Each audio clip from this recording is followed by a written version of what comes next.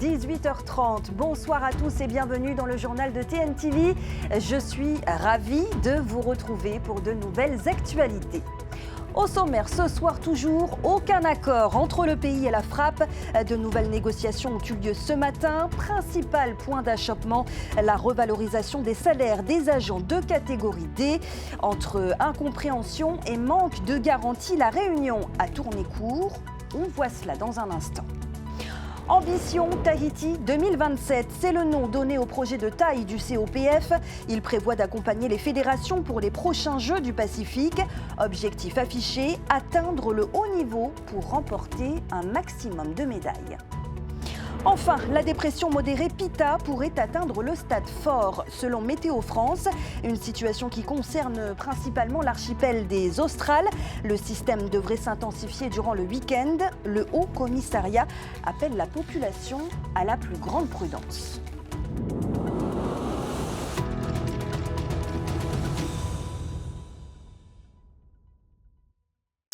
La menace de grève de la frappe plane donc toujours. Ce matin, les négociations n'ont donc pas abouti. Sur les 3 points de revendication, un seul bloque toujours, celui donc de la revalorisation du salaire des agents de catégorie D. Une réunion est prévue ce soir, alors que le président du pays, lui, doit s'envoler pour Paris demain. On voit cela avec Thomas Chabrol et Mérité Atto. Après 2 réunions au début de semaine, un point presse du président en direct hier, la frappe et le pays se sont retrouvés autour de la table des négociations dès 7h ce matin et sous le regard des médias. Objectif, trouver une issue favorable face à la menace de grève avant le départ du président demain pour Paris. J'espère que ce sera notre dernière réunion, qu'on arrivera à un accord aujourd'hui. Si ce n'est pas le cas, je suis encore disponible jusqu'à demain 18h. Mais on va essayer de faire en sorte que ça se termine aujourd'hui. Les 3 points de revendication ont été repris un par un pendant près de 2 heures avant que les syndicalistes ne se retirent pour étudier les propositions du pays. Après quelques reformulations, les 2 parties se sont accordées sur 2 points. Reste le dernier, et pas des moindres, la revalorisation des salaires des catégories D. Et là, ça coince toujours. À 20 points, si. Le premier échelon, il l'a dit. Tous les premiers échelons monteront à 20 points. Mais c'est la suite de la progression. C'est là que nous, on voit venir le coup. C'est là. Il y aura peut-être qu'1 point, 2 points par-ci, ils vont bricoler. Donc, ce cas-là, présentez-nous. On leur demande de nous présenter un vrai projet qui nous dit, comme on a présenté un tableau qui est clair, que vous l'avez aussi, dégressif, 19, 18 et ainsi de suite. Jusqu'à un blocage sur 10 points. À plus de 10 points, c'est fini, ça ne monte plus. De son côté, le pays se dit prêt à augmenter les salaires les plus bas des catégories D. Ce sera une augmentation entre 10 et 20 points pour les premiers indices de chaque grade et que l'impact de cette revalorisation sera un minimum de 250 millions. Un calcul que la frappe demande à voir de plus près. Vous balancez des chiffres à chaque fois de 250 millions. Et c'est quoi vos maxi dans le budget que vous voulez octroyer là-dessus? Il y a un minimum. Et c'est quoi le maxi? Le maxi, c'est ce qui est raisonnable et ce qui sera voté à l'Assemblée. Les 2 parties ont prévu de se revoir à 21h. Le compte à rebours a commencé. Voilà, et je rappelle que si aucun accord n'est trouvé, la grève pourrait être effective mardi. On s'intéresse maintenant à ces auxiliaires de vie polynésiennes qui partent travailler en métropole.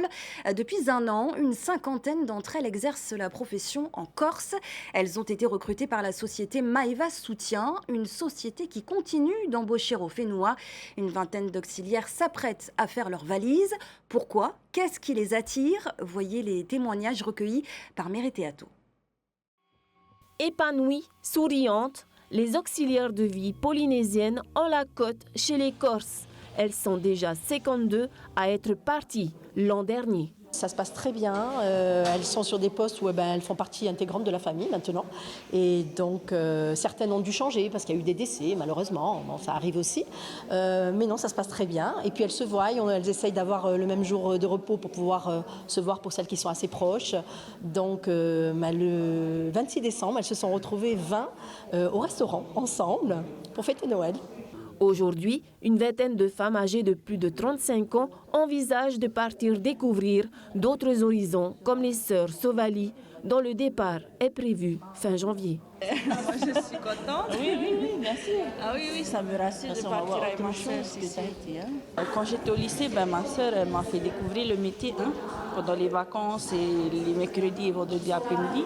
J'allais avec elle et j'ai beaucoup aimé l'expérience que j'ai partagée avec la mamie qu'elle gardait.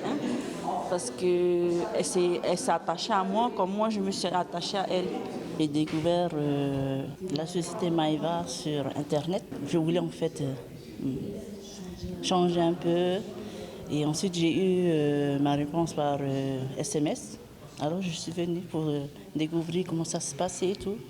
Et j'ai beaucoup aimé, en fait. Si l'aventure a commencé avec un tout petit comité, aujourd'hui, l'entreprise souhaite toucher des candidates des îles grâce aux réseaux sociaux. On fait ça en visio, donc c'est plus simple pour elles. Ça leur permet de savoir et nous de voir si ça correspond. Et si à un moment donné je dois me déplacer, je me déplacerai. Mais oui, je pense que c'est plutôt moi qui vais me déplacer parce que c'est moi qui les fais venir sur place et elles ont peut-être besoin d'avoir ce contact aussi pour être rassurées, je pense aussi. À l'issue de 3 ans, les futures aides à la personne pourront revenir au Fénois avec un bagage en plus. À la fin des 3 ans, pour celles qui auront fait vraiment les 3 années, on leur fera avoir une validation des acquis pour qu'elles puissent, à l'arrivée, pouvoir rentrer sur le Fénois et travailler avec un diplôme, ou tout au moins l'équivalence. C'est important pour elles, je pense. Elles arrivent, on leur fait confiance, elles ne sont pas diplômées, on essaye au moins de leur donner matière à travailler quand elles rentrent. Les départs pour ce groupe sont prévus dès samedi prochain jusqu'au mois d'avril 2025. La société intérimaire, représentée par Heya Hanere au Fénois, est présente toute la matinée, les mardis et jeudis, au Faripoté de la mairie de Papeete. Avis donc à celles que cela intéresse. Au volet météo, à présent, je vous le disais en titre, cette nouvelle dépression tropicale en route vers les Australes, nommée Pita. Elle est attendue pour dimanche soir au large de Rimatara et pourrait s'intensifier. Un phénomène de saison alors que la moitié de la Polynésie est placée en vigilance orange. Le point sur la situation avec Laure Philibert. Elle a atteint le stade de dépression tropicale modérée dans la nuit de jeudi à vendredi. Pita se déplace vers le sud-est en direction des îles Cook demain. Actuellement à 1500 km des Australes, elle y est attendue à la fin du week-end. Le Haut-Commissariat déclenche la phase de mise en garde cyclonique du plan Orsec cyclone pour Rurutu et Rimatara.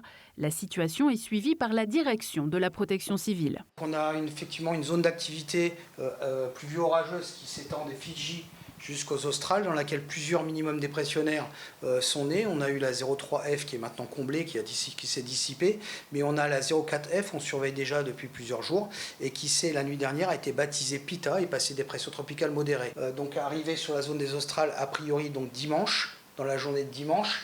Alors pour l'instant, effectivement, on surveille l'approche de cette zone.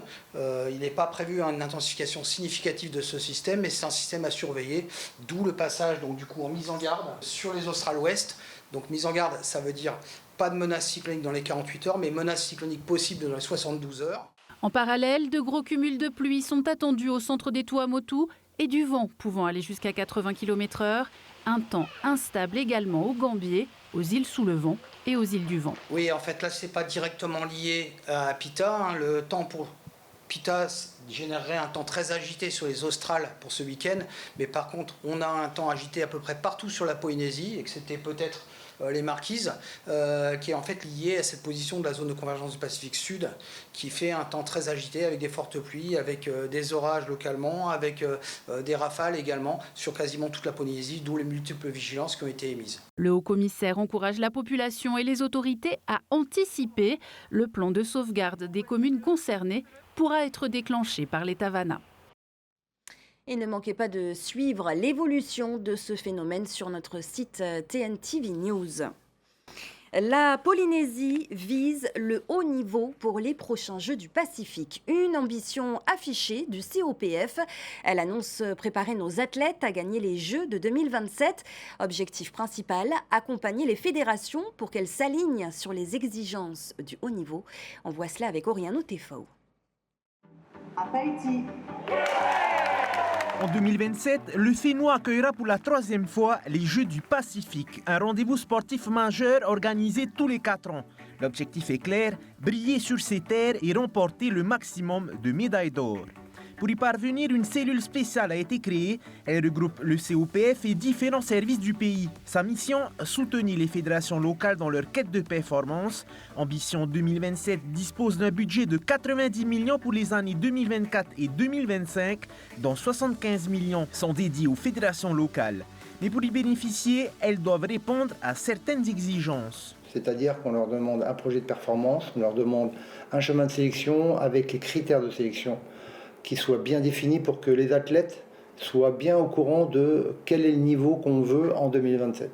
Et à partir de là, on aura un budget de 3 millions pour les fédérations dédiées à la performance. Ce programme vise à cerner les besoins des fédérations sportives, proposer des formations adaptées et aussi renforcer leur participation aux compétitions régionales et internationales. Pour réussir ce pari, le COPF s'appuie également sur une équipe médicale dédiée. On est en train de s'entourer de personnes ressources sur la préparation physique, la préparation mentale, sur la diététique. J'ai un podologue également. Des kinés, pour que tous ces gens-là puissent aider les fédérations. Donc nous, le COPF, on aura aussi un petit budget pour aider en complément les besoins des fédérations. Et on essaye de répondre au cas par cas, et c'est ça qui est intéressant, parce que le basket n'aura pas les mêmes problématiques que la natation n'aura même pas les mêmes problématiques que le football. Et donc là, on essaye de vraiment répondre au cas par cas, et en essayant d'être vigilant sur l'exigence qu'on demande et en même temps pour que l'argent soit bien dépensé et que ça soit sur la préparation des athlètes. En 2024, une douzaine de fédérations ont profité de ce dispositif. Cette année, elles sont 23 à rentrer dans le projet. On prend maintenant la direction de Rayatea qui annonce en ce début d'année le lancement de plusieurs chantiers, parcs publics, réfection des routes dans les quartiers ou encore centrales électriques, des projets très attendus par les administrés. Après plusieurs mois de réflexion, c'est donc l'heure des travaux, comme nous le montre Jessica Doucet. Après plusieurs mois de préparation, une dizaine de chantiers vont pouvoir sortir de terre dès cette année. Parmi eux, l'aménagement du parking de la CPS, du rond-point de Tahina et la réfection des exutoires des zones souvent inondées. La commune veut surtout améliorer la circulation dans la ville. La rénovation et la réfection de tout le plan de circulation communal va commencer à partir du rond-point de Tahina jusqu'au rond-point de l'hôpital. Et le reste suivra, je pense, l'année d'après. Et j'espère que ça va améliorer et même voir un sens unique ou à double sens. Là, on verra avec les études de G2P. Très attendu par les administrés, la construction de la centrale électrique photovoltaïque va démarrer. Le projet avait été ralenti par les contraintes administratives et surtout financières. La population peut-être se dit que c'est un peu lent, mais tout vient à un point à qui c'est attendre, comme le dit la devise de Outouroi. Nous signons dans les mois qui viennent l'octroi d'une subvention par l'État et un prêt octroyé par l'AFD à la commune. La place Tamatoa sera également au centre d'attention de la commune. Des travaux d'aménagement d'un parc composé d'aires de jeu, d'espaces de détente et de promenade vont démarrer au second semestre 2025. Devions nous réunir en décembre, ça a été reporté, je ne sais pas, peut-être pour le mois de février et peut-être pour les premiers coups de pioche vers la fin de l'année. Ça, c'est le parc Tamatoa. Nous, au niveau communal, c'est un parc pour enfants qui est prévu. Et j'espère aussi concrétiser ce projet cette année. Des chantiers à plus petite échelle sont également prévus, comme la réfection des routes de quartier. Le coût de ces travaux est estimé à près de 2,5 milliards. Et c'est ainsi que s'achève ce journal. Merci à vous de l'avoir suivi. Juste après, ne manquez pas le Huratapairu, suivi de la série NCIS. Enfin, l'émission Vendredi, tout est permis. Demain, à cette même place, un peu de nouveauté. Esther Cuneo sera aux commandes des JT du week-end. Quant à nous, on se retrouve lundi. Très belle soirée à tous, excellent week-end et surtout, prenez soin de vous. Retrouvez ce journal en replay sur notre site internet et notre application mobile TNTV.